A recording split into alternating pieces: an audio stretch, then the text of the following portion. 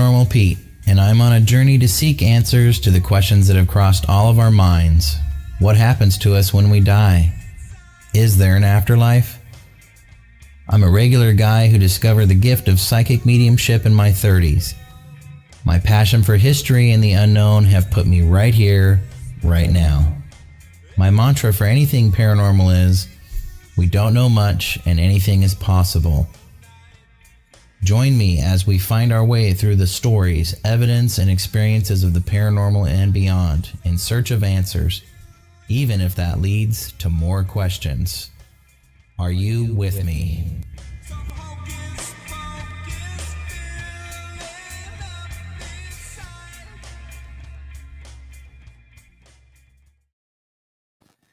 Hey everybody, welcome to the Paranormal Pete Show. I'm your host, Pete Orvea. We're on WLTK-DB.com and pretty much anywhere you can stream something, just look us up, WLTK-DB, right there, and you'll be able to find us on all the socials and where we're streaming.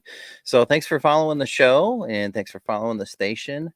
I hope you're checking out other shows on the station. There's a lot of other great content. There's also a new show coming up on May 5th, and it's going to be on Thursdays at 9 a.m. and it's Chat with Charlie, and it's going to be like a psychic variety show where she'll be answering email questions and have guests on there. So it sounds like a great show. So check that out Thursday, May 5th. And it's on at 9. So Thursdays at 9. So congrats on the new show. Lots to check out throughout the week, each week. And if you don't catch the live streams, then you can always go to the station archive and get all of the episodes from all the shows. That's, again, WLTK-DB.com. And be sure to go catch up on past shows if you haven't heard them. And the other shows as well. Well, we're on episode 60, and it's so cool. Glad to be hitting number 60 here. Big shout out to Todd Bates. He's on the ones and twos, running the boards, and also a friend of the show and show producer, Michael Beers, as well. But thanks for joining us. I've got a few things coming up and that I'm looking forward to. I've got a special investigation this Saturday here in Port Gamble. And if you want information on public investigations or ghost walks, although I'm nearing the end of the season here this month, I'm looking to schedule some tours, a couple of tours over the summer.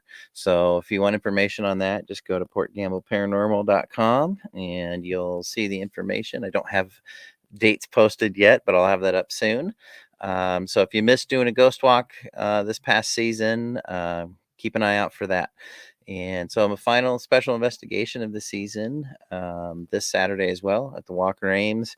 And I was looking forward to that. I always look forward to spending some time in the Walker Ames house. And thanks, Lance. That says congratulations.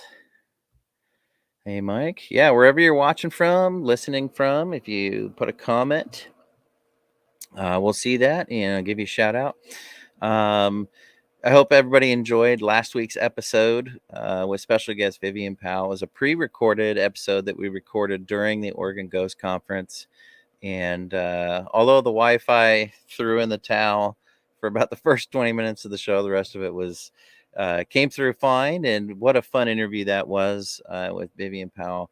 We had a great time, and we had a friend of the show, Ross Allison, popped in and a couple times, and it was such a fun weekend at the Oregon Ghost Conference. Thanks again to everybody for putting that on. It's a lot of work. And speaking of conferences, if I get the right side here, got the Port Gamble Ghost Conference coming up November 11th through 13th. And you'll start to see more details coming up very soon at portgamble.com. So check that out. That's at portgamble.com. Looking forward to that. It's going to be 3 days of classes and speakers and, of course, investigations at many of the favorite places in Port Gamble that house our long-term residents. I've also got a couple shows coming up with my band Steady Rock Cosmonaut.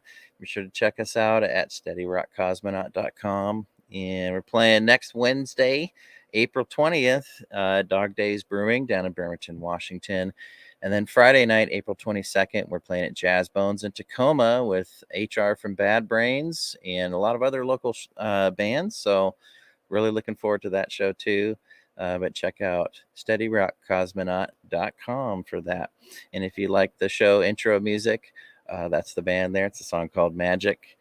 So yeah, got a few things coming up. The Orange County Paracon is coming up, and you can start to find information on that at paranormalperception.show.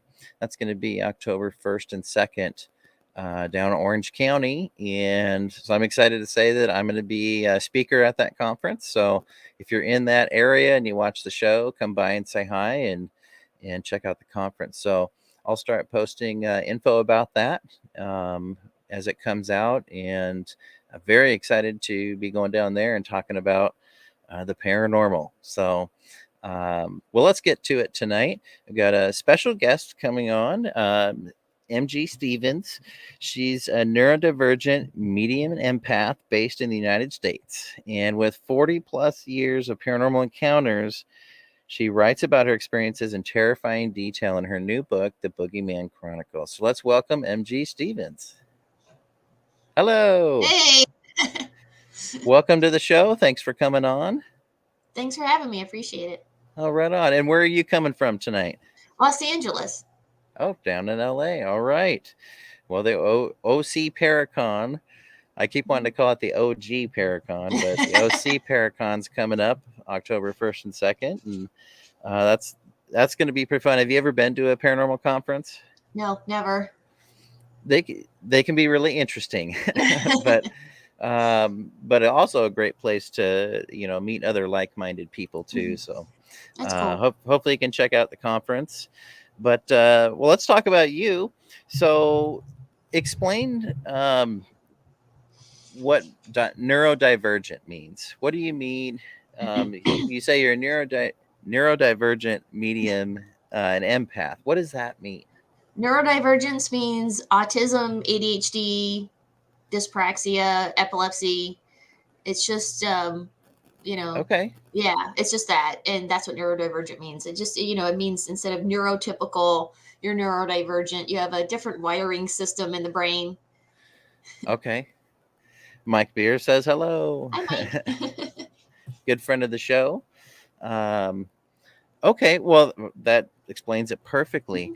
Tell us how when I have other mediums and psychics, empaths on, it's always interesting to hear kind of how it all started, because I think it's, it can be a different experience for everybody, but in some ways the same. Mm-hmm. And so I'm most interested, when did you kind of know that you had a gift? I did a podcast last night, and I explained it this way. It kind of hit me in chunks. It hit me in spurts at different times of my life, where I kind of clued into this, and then a few years later I would clue into that, and I would be, I would be like, wait a minute. So when I was a kid, I had paranormal experiences since I was a little kid. So it just kind of hit me in spurts. When I was a little kid, I knew something wasn't. I was like, what is going on with me? And I had this every time I would have an experience, which was almost daily. Because when you're an empath, you pick up what your antenna is always up. So you're just picking up on stuff all the time. Sure. It's not like you're just kind of, going along and all of a sudden you have an encounter, and then 10 years later, you might have another one. This was every day for me. I was always picking stuff up. So when I was a little kid, I had, experiences as early as 2. And every day it was something. So I grew up kind of thinking, God, am I nuts? What's going on here? What is happening? Because they were so, I grew up with a father and stepmother who were very black or white, no to the paranormal, and I grew up in the 70s and 80s. So we didn't have shows, and we didn't, paranormal wasn't vernacular back then. We didn't talk about stuff like that. We didn't have shows. no one was talking about this kind of stuff, and I always say that, the Warrens were considered kooks still, you know what I mean? They, now they're pioneers, but back then no one took them seriously unless you were in that circle. So, Yeah. when I was a kid, I had two trains of thought. One minute I would be like, everyone goes through this, right? Like, I'm not crazy. Please tell me I'm not crazy. And then on the other hand, I was like, gosh, maybe I am crazy, or maybe people do go through this and, no one's talking about it. So I was really confused growing up. And then when I got to about 12, 13, started to realize, oh, wait a minute. I'm picking up on stuff like my mom did. My mom was very psychic, and she was a well-known Okay. psychic in the area that we lived in because she was also neurodivergent. She was also autistic. And I started to realize, oh, wait a minute, I'm like mom. But it didn't really hit me until I kind of reluctantly became a Christian because she was, and I was like, I kind of got into that. And you can't, you can't go to a churchy Christian-y, fundamentalist, atmosphere without hearing about demons and angels and Jesus doing miracles. And, I always tell people, you know what, that part of it, guess what? That's the paranormal. You watch Christians kind of squirm because they're like, oh, paranormal's of the devil. And it's like, no, no, no. Jesus was doing paranormal stuff. Angels, demons, that's all paranormal. It's a different branch to the same tree. You know what I mean? It's the Yeah. paranormal. It's just a different branch. So, I kind of started to clue in around 15, 16 when I started to work with my mother. She was doing clearings and deliverances and exorcisms, that kind of thing. She was doing that with Hmm. people. And I was kind of just starting to kind of figure stuff out. And I was telling her, wait a minute, I think there's something here. We would go somewhere and I was like, there's something here, there's something there. And I started cluing in like, wait a minute, I know stuff, and so when it hits you that, oh my gosh, wait a minute, I guess I'm psychic. What is this, And then I noticed that I always sensed dead people. Dead people love me. They always run up to me and be like, "Hey, you can see me and talk to me, right? That's awesome. Okay, so anyways," and they start talking to me, and I'm like, oh, "Okay, and I'm like, why, how is this? Why is this, entity coming at me?" And then I Hmm. learned the term medium, years later. And I'm like, oh, I guess I'm one of those. So it, like at times it just kind of, hit me at different ages. And then in Los Angeles here, around 2012, 2013, I had something invade my apartment. It was fine when I moved in, or so I thought. And then all of a sudden, this new family moved in, and I guess there was something attached to them. And I guess I'm that beacon medium. The mediums are like just going along, and then like all of a sudden, the entities go, "Oh, hey, you see me? Let's talk." And it's like, no, no, no, I don't want to talk to you. And so this thing came into my apartment and would not leave. It was really harrowing. I was, and when I left that apartment, I mean, that thing was still in there. So, Really? but I had, here I was on my own. I was living the adult life in Los Angeles. I got my own apartment. I'm doing my own thing, and then all of a sudden, something comes into my apartment. It attacks my friend physically. Whoa. And I had to sit there and just talk to this thing and say, what do you want? And I had to Yeah. really come to terms with the fact that, okay, I'm a medium and they like me and I can talk to them. So I got to do this, because I never really pursued it unless I was with my mom. And, then, so now I do readings. Now I do help Uh, people. I help people with their Okay. pets and, connect with loved ones. And they don't have to be dead either. That's the funny thing, because I have a lot of, as soon as girls, like women, know that I can kind of read people, they'll immediately bring their boyfriends up on their phone and like, I'm dating this guy, tell me about him. And I'm like, okay, he's cheating on you. And they're like, no, how could you do that? And I'm like, no, no, no, no. He's either looking or he's almost, getting there. And then they find out later that I was right. And they're like, oh my God, how did you know? And I'm like, I'm sorry, I tried to warn you.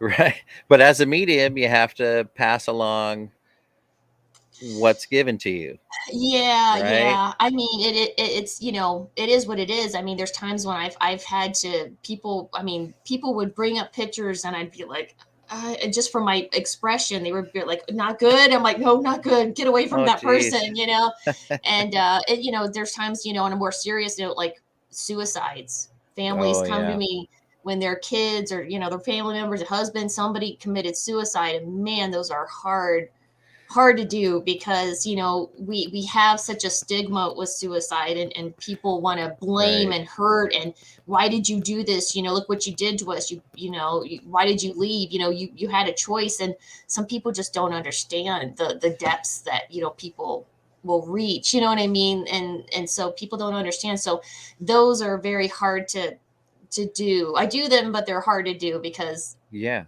relating what that person was feeling to them, because they want to know why did you leave us, why couldn't you come to us and talk to us. And I have to then talk to this person and say they didn't know, and they were confused, and they were just completely overwhelmed. And Yeah. it's such a fine line to walk. It's hard to do, but What have you found when you've done readings for those who families who have someone who committed suicide?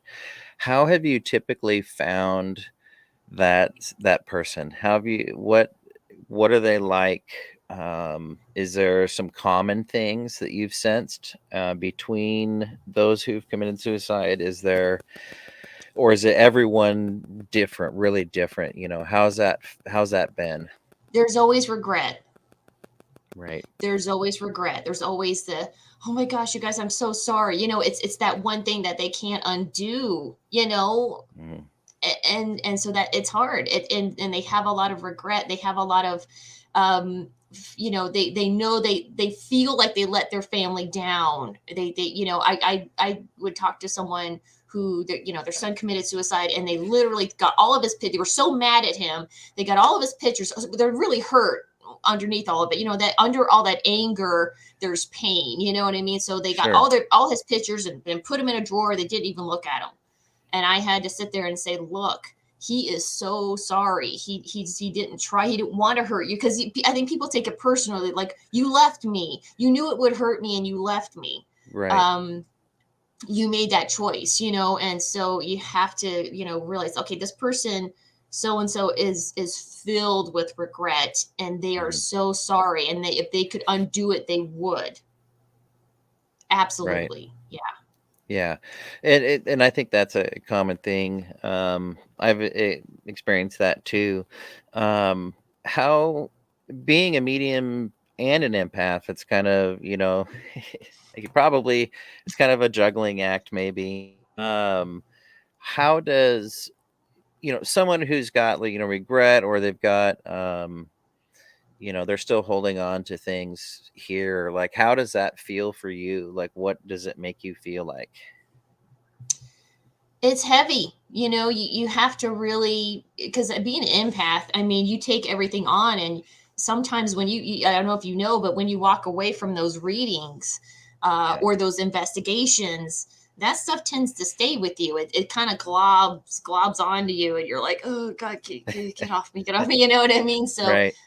you got to do your grounding techniques or your cleansing techniques, and kind of get that stuff off of you, because it will stick to you, or you'll do an investigation. If you don't have the right protection, you'll bring a hitchhiker home, and you know what I Yep. mean, that kind of thing. So yeah, I mean, it's hard, and that's why I haven't in a long time done investigations where you go into like an asylum, Mhm. or a poor folks home.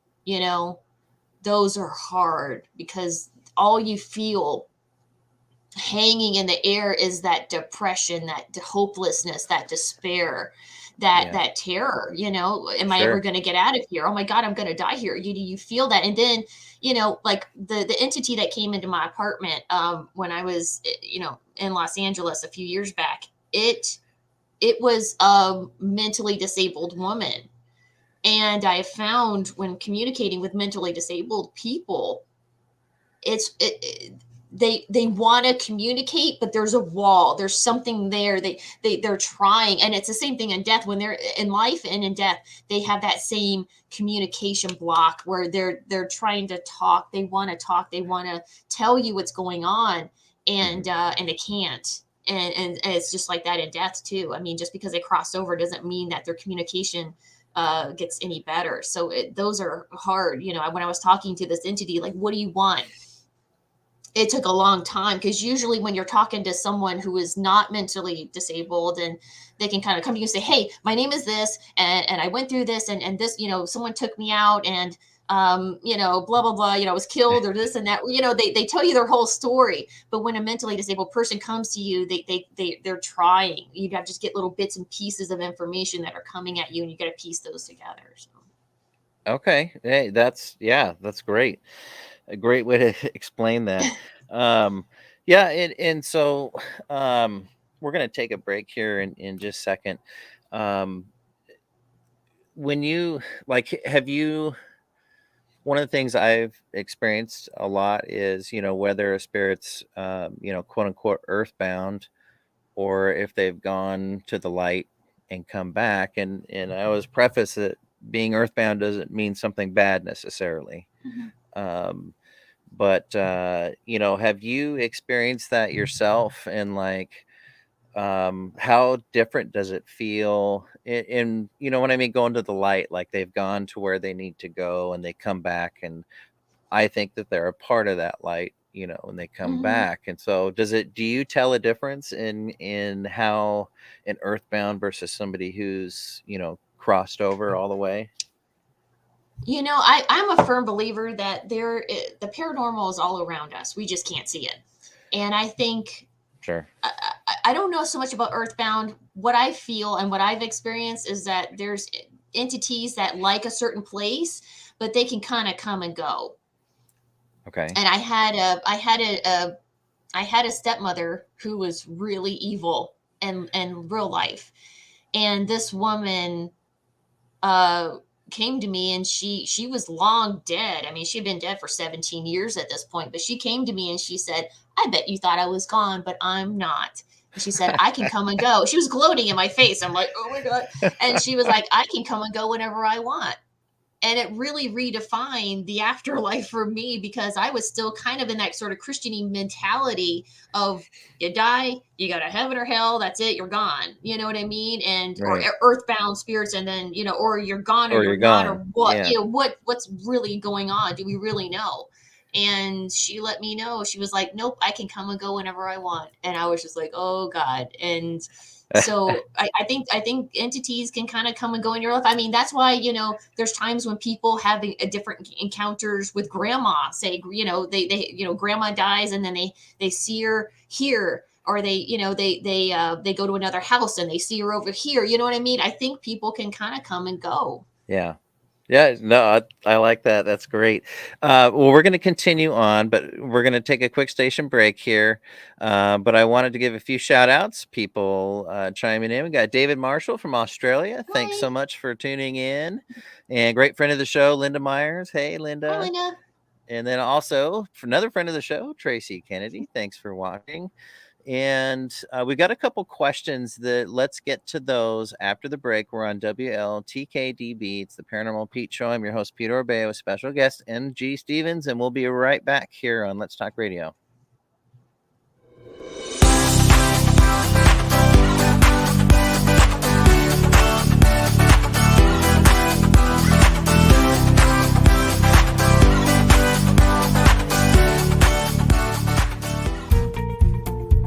DeEtte Renee, psychic medium. All of us have questions about our lives, our loved ones, our futures. DeEtte Renee is here to help answer those difficult questions. DeEtte excels at working with spirit and is a certified psychic medium through LWISSD. She is a master teacher and well-versed in the spirit world. Look, don't trust just any psychic with your deepest thoughts and worries. Trust DeEtte Renee, as she will deliver her very best for you. General readings, past loved ones, finances, your future, Contact Diet now on her website, dietrenee.com. That's dietrenee.com.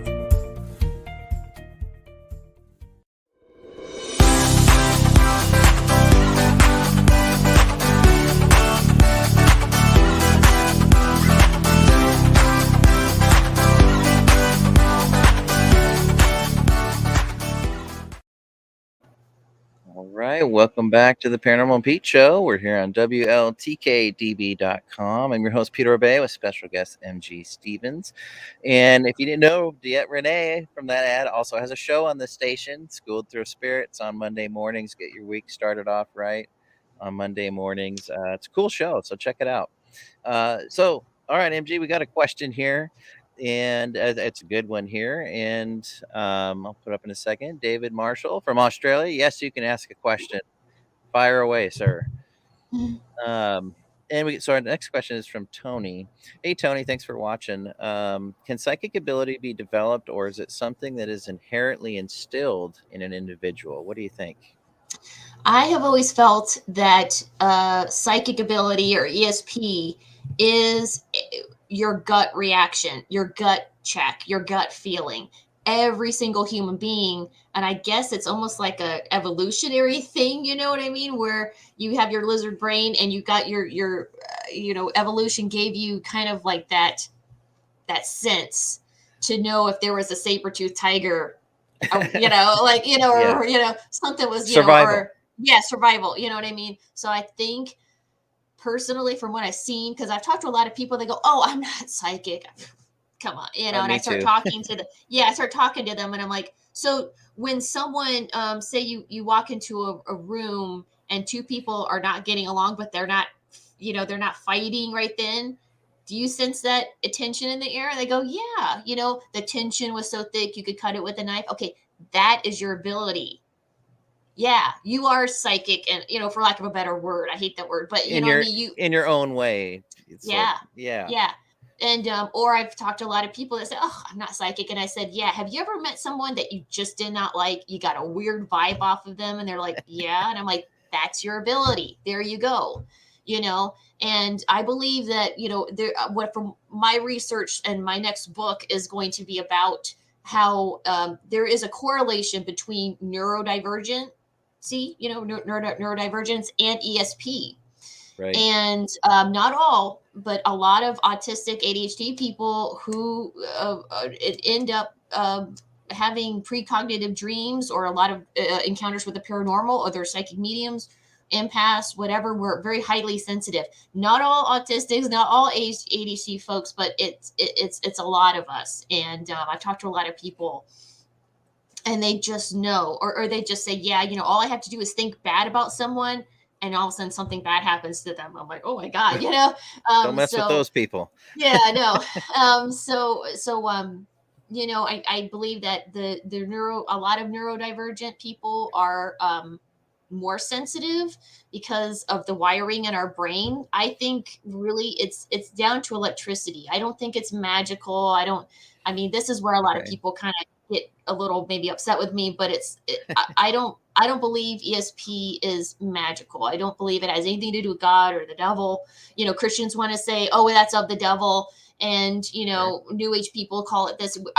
From what I've seen with my mother and I, going from New Age to Christian to this, you know what I mean? That ability never waned in us. My mom, we get beaten up by a lot of these Christians because they would say, oh, you can read people still? You're of the devil. You're listening to the devil. And my mom would beat herself up. And I kept saying, Mom, listen, okay? Don't listen to those idiots. Don't listen to them. The thing is, you have an antenna. And even though you're not a psychic official, the New Age psychic world, and you're now a Christian, you can still read people.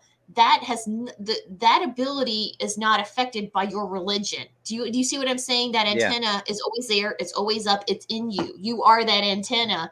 And it doesn't matter. You could be a Buddhist. You could be, Jewish. It doesn't matter. You be an atheist, a Satanist, whatever. That ability is in you. It's something in us. And I had to tell her this many times. It's in us. It's something having to do with our wiring, with the electrical, being able to sense electrical energy, Sure. Right. chi and all of that stuff. All of that's electrical, in my opinion. Our bodies run on electrical current. When you go into a heart attack, they shock you back. Our brains are working on electricity. So I believe that people who are neurodivergent tend to have a higher sensitivity to the electricity, you know?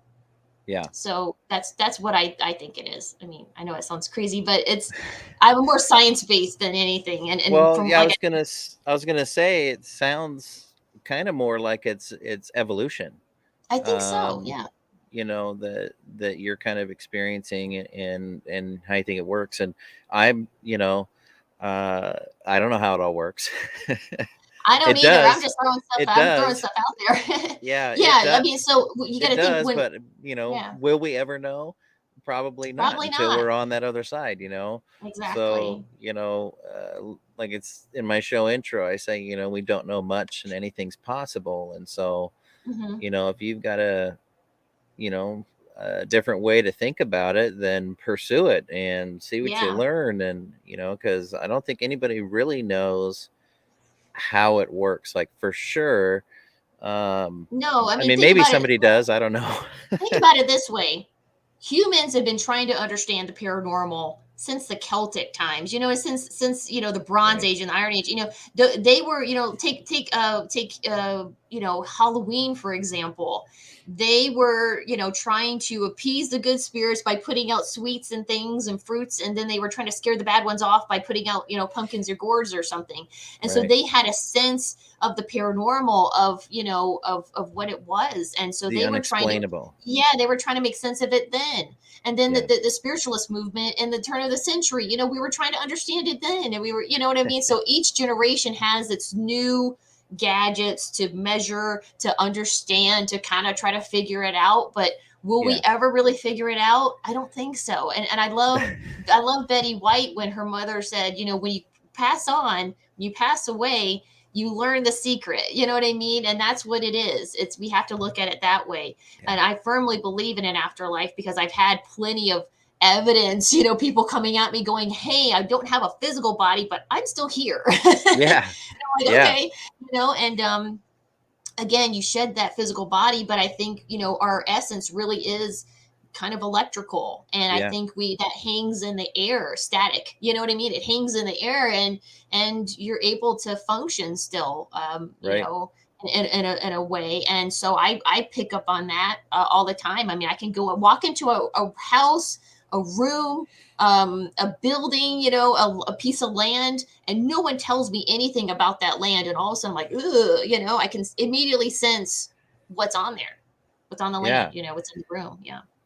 Well, I think it's a train of thought and life experience that's worth pursuing, because if it's mostly electric and it's within us and not some external thing. If that's the case, then does that maybe help kind of explain poltergeist activity more, where it's us, the living, who are knocking things over, having psychic fits, and it's like an electrical sort of thing. So that's really interesting, and keep learning about that. That's pretty cool. We got another question here, and another friend of the show, Tim, saying hi. Hey, Tim. So David from Australia has asked, my sister-in-law passed away overnight. How long does the soul stay in the body after death? And when can you communicate with the afterlife after death? And David, if that's just happened recently, no matter what, sorry for your loss. But what do you think, MG? How long does the soul stay, our electricity, our soul, how long does that stay with the body, and how soon communicate? I think it's immediate, because they've done studies. I don't know if you've ever read those studies where they've actually measured the body, and at the time of death, the body is a little bit lighter, and so they can measure this. So I think it's media. I mean, look at those people that are, say, on the operating table or have some sort of near death experience. As soon as their body stops working, they're right there, like, oh my God, what's happening? And I think it's immediate. I think you can, talk to someone immediately. As soon as basically their energy transforms. Yeah, yeah.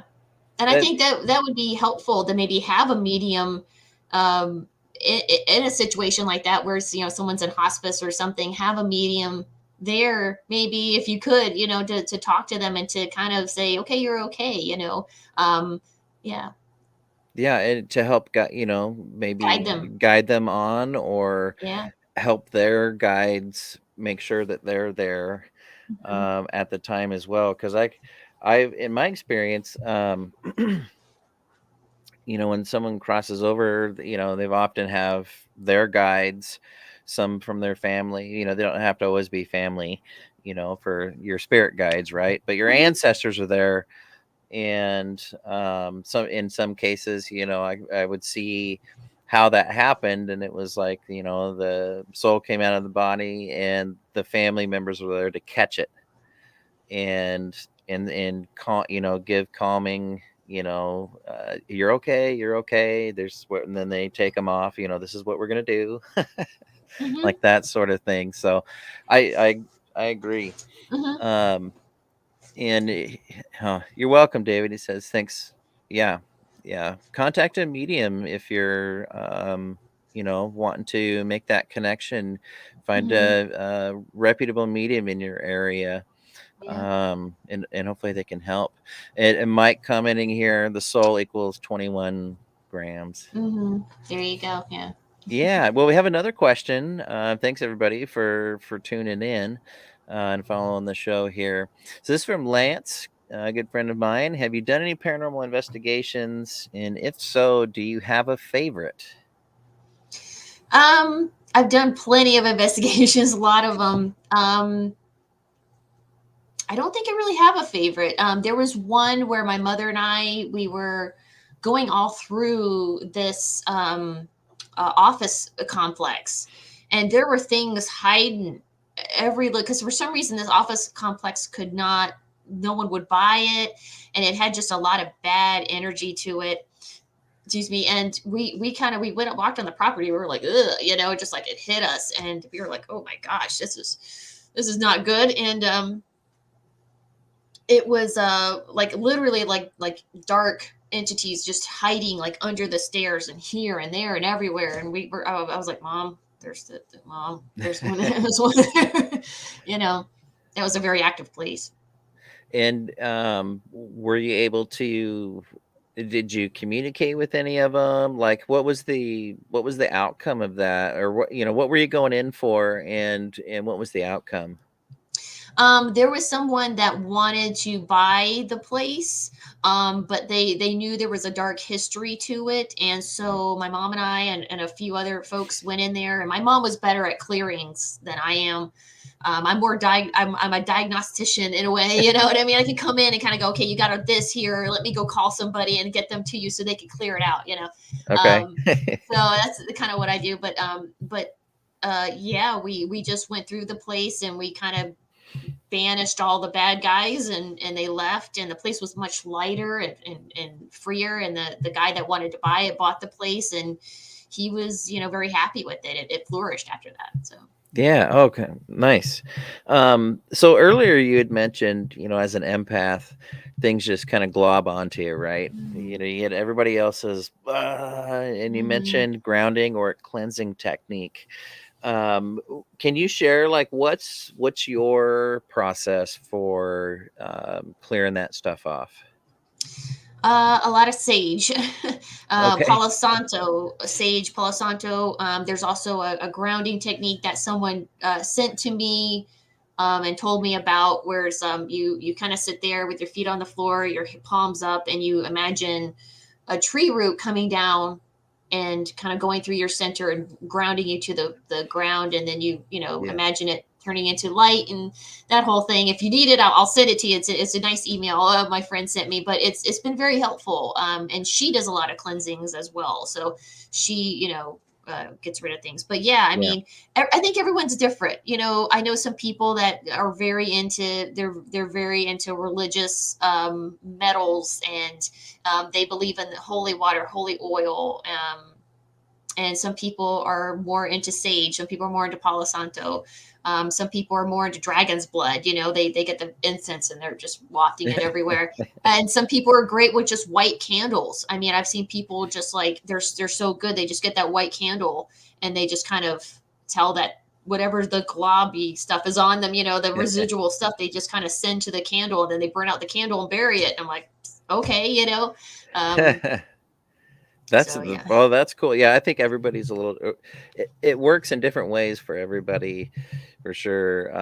Yeah, some people they swear by certain things. For me, one thing that's always worked is rue water, Rue, or if the Spanish spelling is Ruda, Ruda.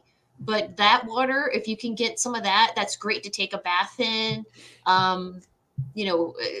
Bathing is really good when it comes to a lot of cleansings and stuff like that. I subscribe to doing a cleansing bath, and some people just use salt. Some people do other things, but for me, rue water really has worked a lot. Yeah. Yeah. Yeah. Oh, nice. So are you able to share, do you feel you have spirit guides? Have you met them? Is there anything like that for you that you've experienced? Because I think, everyone's always looking to, try and learn about that. And it can be challenging. What have you learned? I don't know if I have any spirit guides. I really haven't connected because I don't need to connect to anything. I don't need to pray really to connect to something. It's because the Okay. antenna is always up. It's always up. And people say, "Oh, can you ever turn it off?" Not really. Not for me, anyways. I can't. To me, the ESP is not of off and on switch. It's more of a dimmer switch. I can kind of turn it down so that I can kind of focus on what's in front of Hmm. me and kind of, push everything aside. I still pick up on stuff, but it's not as strong because I can push it away a little Yeah. bit. But Or as far or as distract yourself, right? Enough to not have it in the forefront of your mind. right, but I don't really pray to anyone to help me see things. If I'm in trouble, of course I pray to my, grandpa, this person, that person, you know what I mean? And I Sure. do believe in ancestor worship. I do believe that when your ancestors pass on, I was told by a lady who practices Santeria and voodoo, and she told me, she said, when this relative passed away, she said, oh, this person can now help you in a way that they couldn't do it when they were alive. They're like a guardian angel in a way. So I definitely believe that our ancestors, when they pass, they don't go far. You know what I mean? They're always there if you need them. Right. They can come and go. Yeah, Like you were come and saying go. before, come and go. Um, so I mean, do you consider yourself, is there a Claire, it sounds weird to say, but that's stronger with you, clairvoyant, clairaudient? Do you get a little bit of all? Like, how does things come in for you? It's a little bit of all of them. There's times when I'll be connecting to someone's grandma, and then all of a sudden I go, oh, I look at them and I'm like, you just applied to a new job. You're going to get that job. And I don't like to make predictions like that, but when I feel it really strongly, I'll let them know. There's a lot of times when people contact me about a person that's like injured or their dog got injured. I had a friend who her boyfriend accidentally dropped something on her dog and it hit his head and they rushed it to the vet. My friend was like, he's dying, he's gonna die. And I said, he's not gonna die, he's gonna be fine, he's gonna come back. And she was like, you're no, he's dying, you're wrong, you're wrong. And then he came back and she was like, I thought you were wrong and you were right on. And then another friend, something else fell off a shelf and hit the dog on the head and he was like, oh my god, my dog's gonna die. And I said, no, your dog's gonna be fine and he's gonna come back. And he did. And then there was another friend of mine that his 20-something-year-old daughter started having strokes, Oh, and she was unconscious. And everyone was gathered around her bedside. And it was either or. She could have died. She could have made it. They didn't know. She was hmm, in a coma. And I told him, because it was like a few days before Thanksgiving, and I said, you're going to have a Thanksgiving miracle. She's going to come out of that. And sure enough, on Thanksgiving, she came out of it. So, I mean, I don't know. I You, just you never like to make predictions, but if you can, they just happen, it right? just happened when I feel something so strongly, I have to say it. And I always caution people, like, look, I'm, don't go 100%, but this is what I feel, Yeah. and I try to get people to also say, what do you feel? Calm the brain down, calm your mind down, and see what comes up in your gut, in your spirit. You know what I mean? Whatever it is, your heart, whatever, what is coming up, what do you keep hearing? I Yeah. want to educate people that you can hear stuff too. It's not just the psychics out there. You can hear stuff too. Yeah. You know? Right. Everybody can, but it's, Yeah. whether or not you can recognize it, that really counts. So I've got a couple questions for you, and then we've got a couple of audience questions here.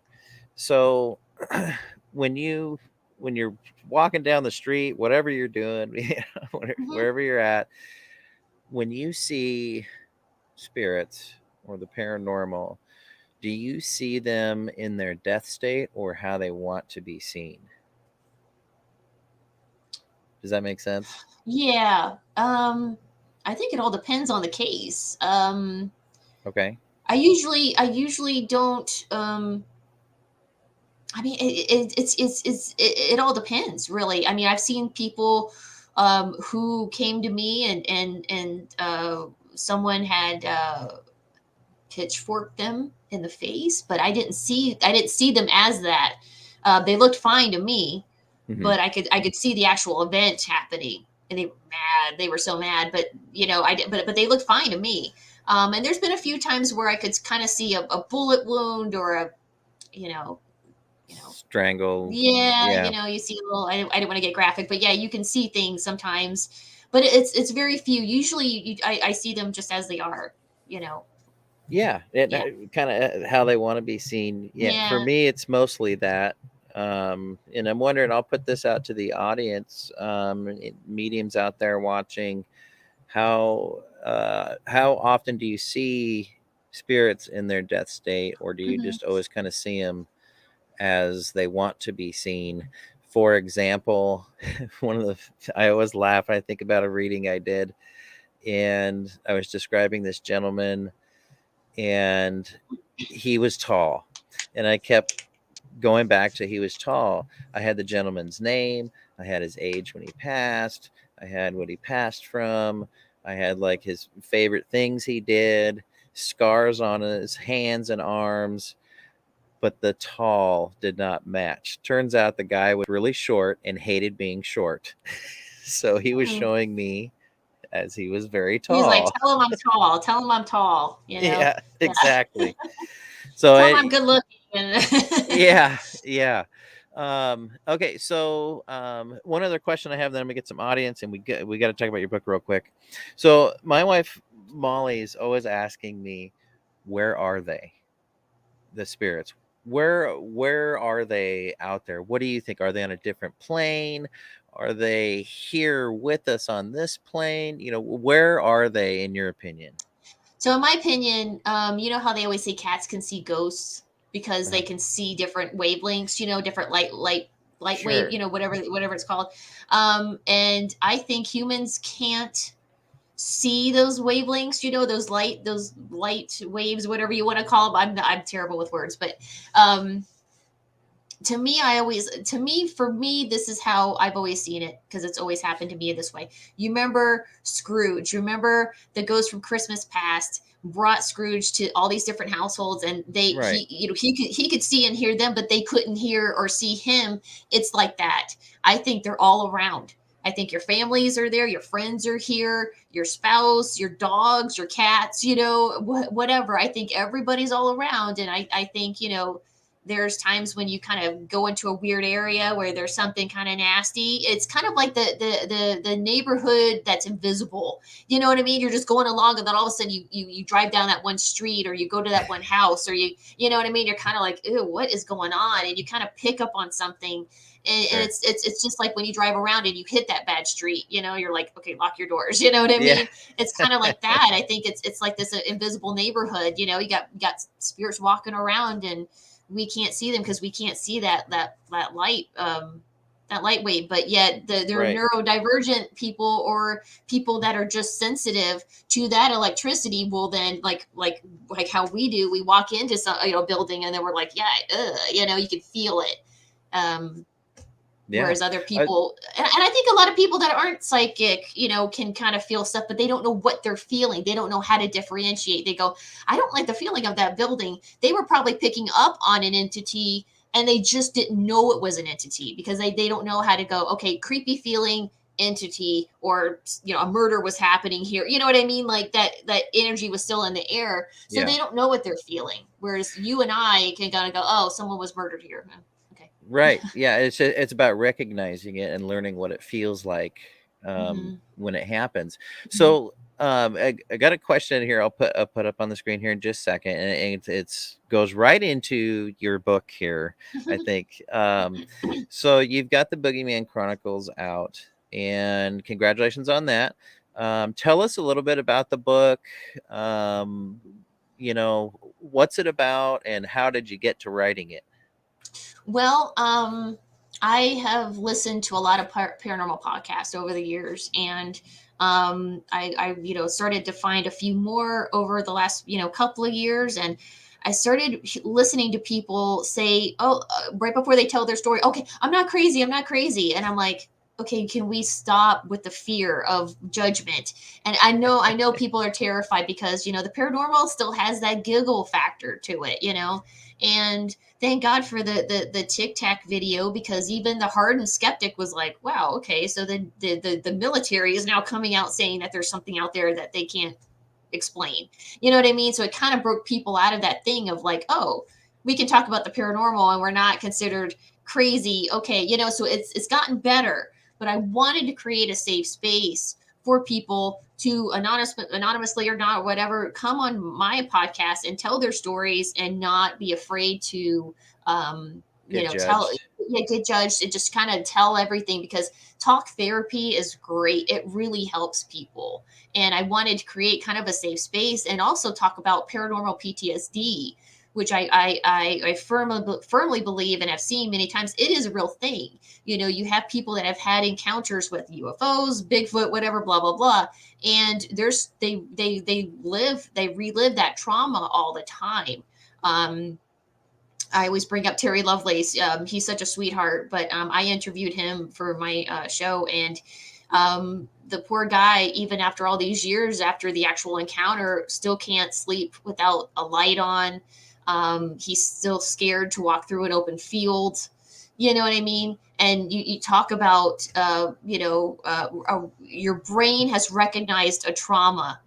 You know what I mean? So even if to me, it really breaks my heart that a lot of psychologists and psychiatrists, when they talk to people, the person starts talking about the paranormal, they immediately go, okay, hallucinations, and it's terrible, because even if you don't believe in the paranormal, this person's brain has seen or experienced something that has registered as a trauma, and they're reliving that. So take that into account. But I really wanted to create a safe space for people to talk about lifelong encounters, even one encounter. But I'm really interested in the people like me who grew up just tormented, and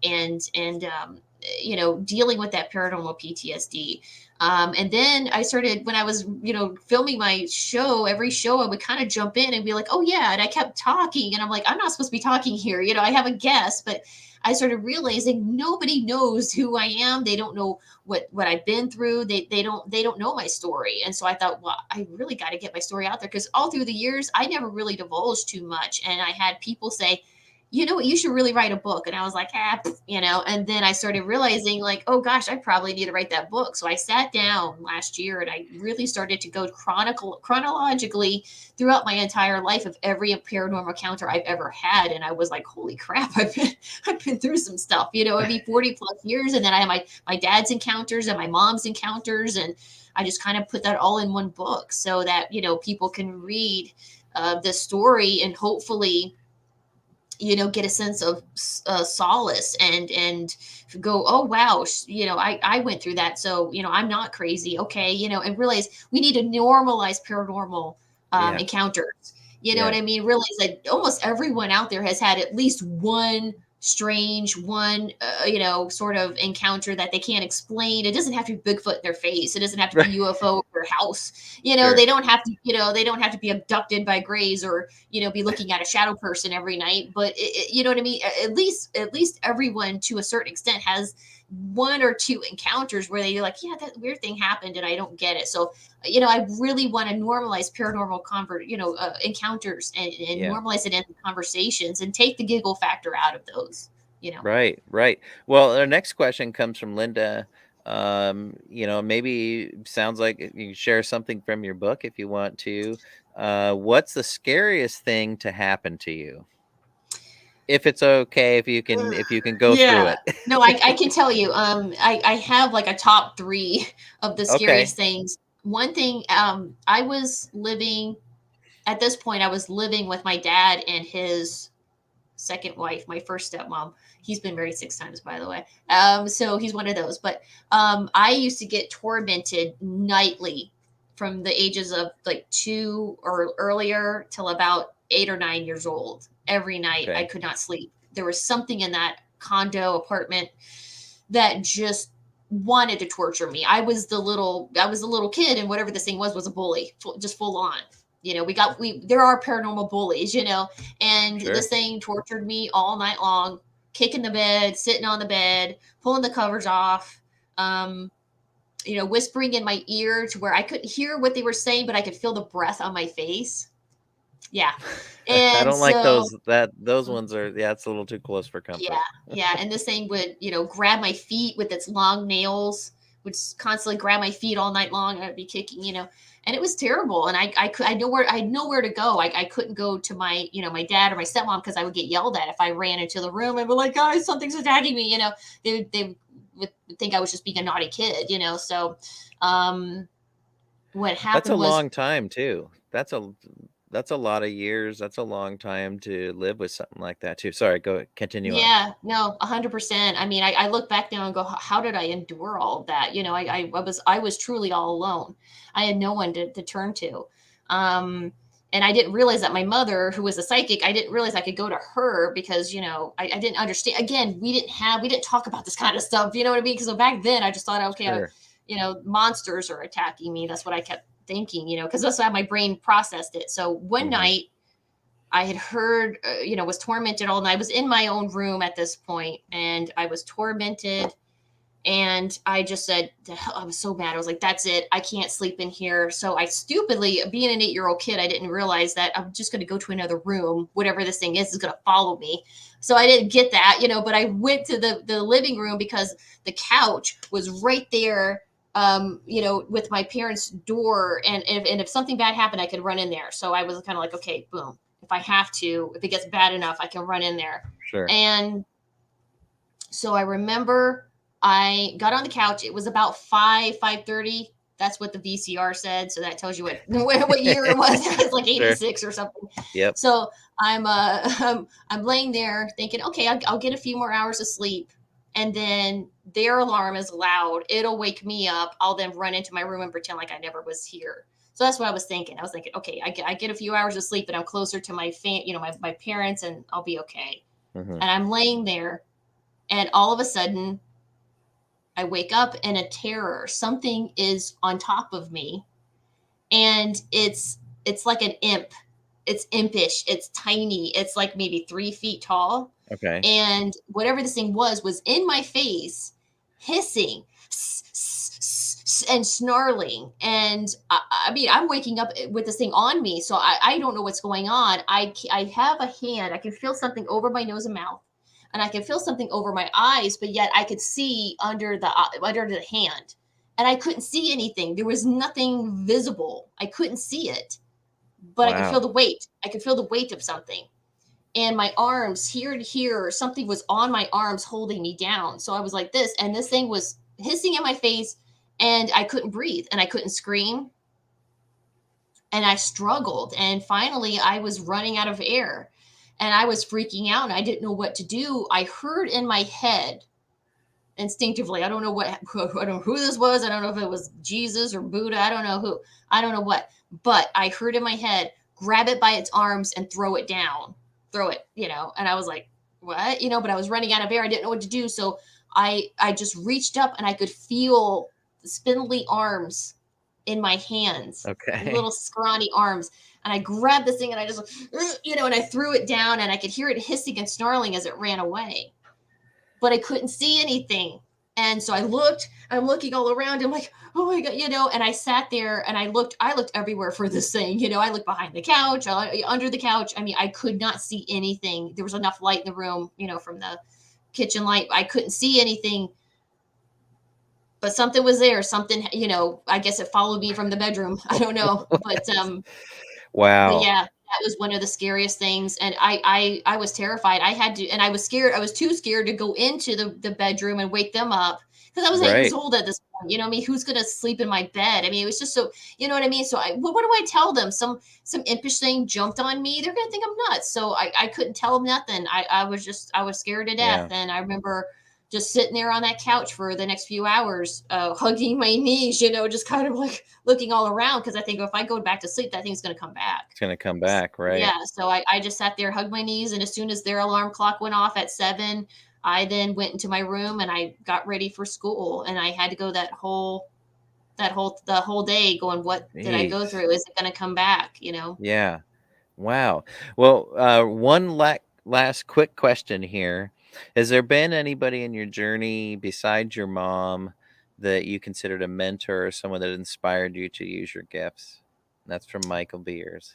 Not really. Not really. I haven't had a whole lot of mentorship. My mom was a big, huge influence in my life. I mean, she actually made me read her one time, and I was right. And I was like all of 17 years old, and I was just like, what, But she was a huge influence in my life, but I really didn't have many people.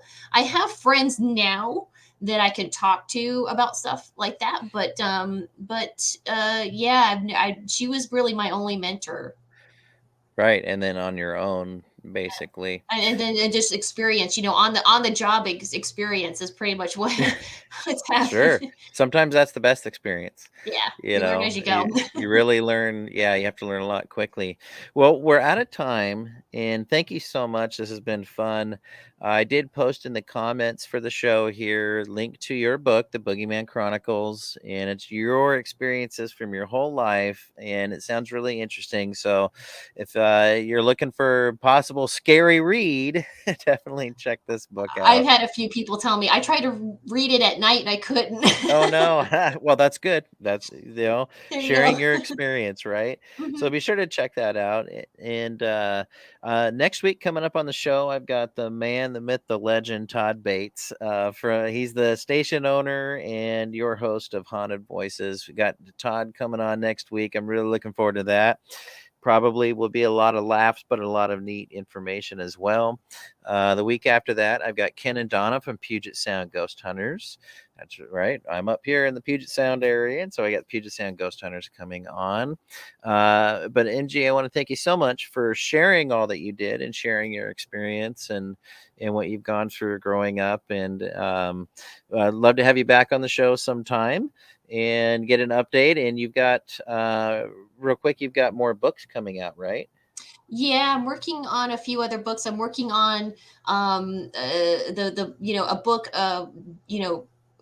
getting the conversation going about neurodivergence and the connection to ESP. So if you are neurodivergent, please get in contact with me. My email is boogeymanchronicles@outlook.com. Also, if you want a reading, let me know. And my other book that I'm working on is the stories of the paranormal from an indigenous person's perspective. So many times I Cool. read books about, it's usually the non-native person telling the indigenous person's story, and it's like, well, why, Sure. what, I want to get that firsthand story. So a Yeah. lot of my friends are going to contribute to that too, because they're indigenous and they have a lot of stories from Yeah. a lot of their experiences. But yeah, those are two that I'm working on right now. I'm just gathering the information and kind of laying that groundwork. But Yeah. yeah, and my podcast is on YouTube. That's just the Boogyman Chronicles, and Okay. so yeah, we'll start filming, recording some more. I have a lady that was stationed in the military, and she saw a UFO with a friend of hers over the base, and so that's interesting. Yeah, she never reported it either. So Nice. Well, everybody go check that out. And speaking of our indigenous friends, I recently had Unearthing the Supernatural, the paranormal group, and I just saw the other day and wanted to give a special shout out to the guys there. One of their team members passed away, Patia. And so I just want to give a shout out to him and his family and all their friends. Very sad to hear. But I'd like to leave the show on a good note. We'll be back next week on Tuesday with Todd Bates, special guest. And I always leave the show with the toast that the past is history and the future is a mystery. But today's a present, or excuse me, because today's a gift because it's the present, if I can get it right. Take time each day, everybody, to be present, be where you're at, really be there. Look around you, really be in that moment, hug the ones you're with, hug everyone else virtually. And we'll see you next week here on the Paranormal Pete Show. Thanks again to special guest MG Stevens for coming on tonight. Really appreciate it. And I'm your host, Pete Orbea. We'll be back next week on Tuesday night, 8 p.m. Pacific, 11 p.m. Eastern. Thanks a lot.